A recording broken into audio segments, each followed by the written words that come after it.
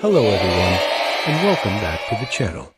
Today, we're embarking on an epic journey, not across miles, but through time itself. We're setting out on the legendary Silk Road, a network of trade routes that connected the East and West for centuries.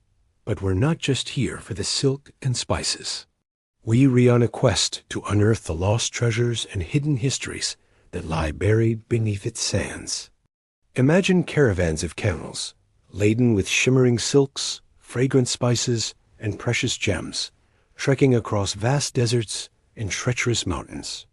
The Silk Road wasn't just a highway for goods.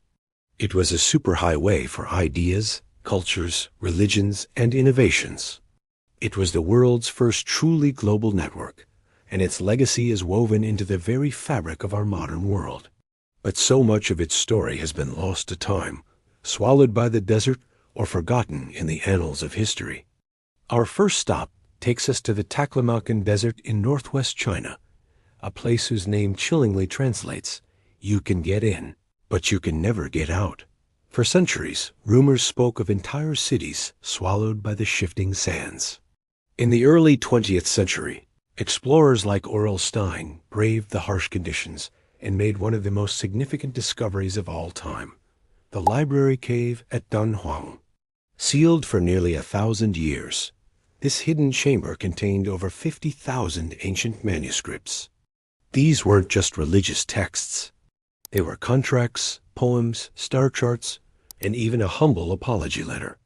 They revealed intimate details about the daily lives of monks, merchants, soldiers, and nomads who lived and breathed along the Silk Road. Among them was the Diamond Sutra, the world's oldest dated and printed book, a testament to the incredible technological and cultural advancements happening in this vibrant crossroads of civilization. These documents completely rewrote what we thought we knew about this period. But what about the treasures that weren't written on paper? Let's journey west to the ancient kingdom of Bactria in modern-day Afghanistan. This was a place where Greek and Eastern cultures collided in a spectacular fusion after the conquests of Alexander the Great. For a long time, its splendor was known only through ancient texts. That all changed in 1978 with the discovery of the Bactrian gold. At a site called Tilia Tepe, or the Hill of Gold, archaeologists uncovered 6 tombs of nomadic princes and princesses. And what they found was breathtaking. Over 20,000 individual gold artifacts, from intricate crowns and collapsible thrones to belts adorned with mythological creatures. The craftsmanship was exquisite, blending Greek, Scythian, and Indian styles into something entirely new. This treasure wasn't just a pile of gold. It was a physical embodiment of the Silk Road's multicultural soul, a snapshot of a lost world where different civilizations didn't just meet, they created something beautiful together. Our journey continues to the legendary city of Samarkand, a name that conjures images of turquoise domes and bustling bazaars. As a central hub on the Silk Road, Samarkand was a melting pot of cultures, but one of its most valuable, and often overlooked, treasures was its paper. The secret of papermaking, originally from China, traveled along the Silk Road. It was in Samarkand that this technology was perfected, creating a fine, smooth paper that was highly sought after across the Islamic world and Europe. This wasn't just paper. It was the medium for a knowledge revolution. It allowed for the translation of Greek philosophy, the spread of scientific discoveries, and the flourishing of poetry and art. Without the master papermakers of Samarkand, the intellectual history of the world might look very different. It's a powerful reminder that the most valuable treasures aren't always gold or jewels, but the knowledge and ideas that shape humanity. From papermaking, we turn to another precious commodity, glass. While the Romans were masters of glassmaking, their techniques and styles traveled east along the Silk Road. In regions like Persia and China, local artisans not only copied Roman designs, but improved upon them, adding their own unique twists. Archaeologists have unearthed stunning examples of Sasanian glassware in Japanese tombs and Chinese-style glass beads in Viking hoards in Scandinavia. These delicate fragments are like ancient messages in a bottle, telling a story of long-distance trade and artistic exchange. Each piece is a testament to the artisans who shared their skills and the merchants who dared to transport such fragile beauty across thousands of miles. It shows us a world far more interconnected than we often imagine, where a glassblower in Syria could influence an artist in Japan. But what about the people themselves? The Silk Road wasn't just a path for goods.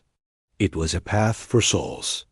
One of its most enduring legacies is the spread of ideas and beliefs.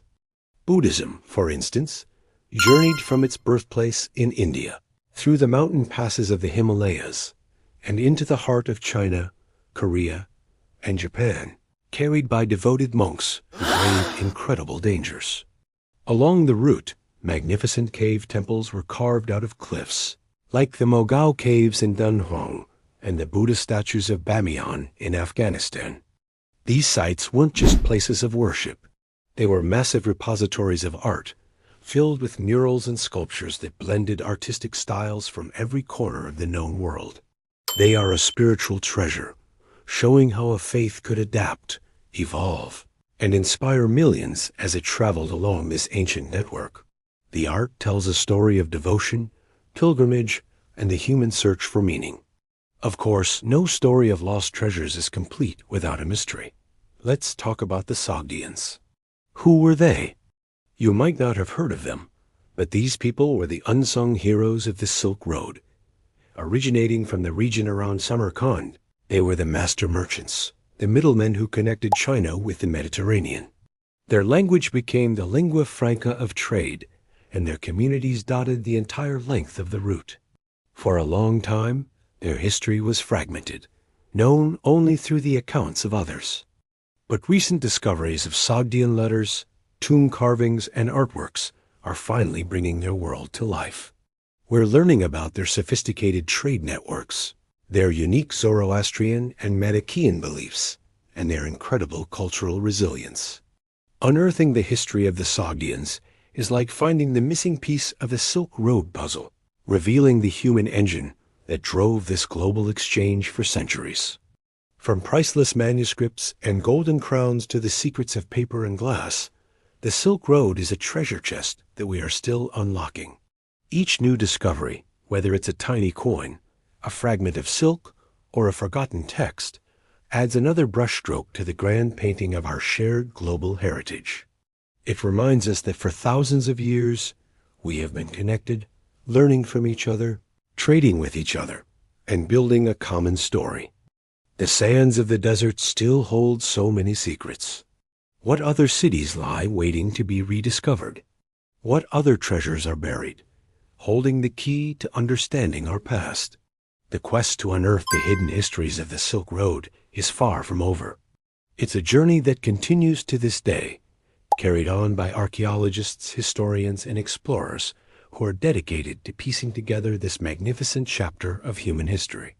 Thank you so much for joining me on this incredible adventure through time. I hope it's inspired you to look at the past with fresh eyes. If you enjoyed this journey, please hit that like button and subscribe to the channel for more explorations into the lost corners of our world. Don't forget to ring the bell so you won't miss our next expedition. Until next time, stay curious.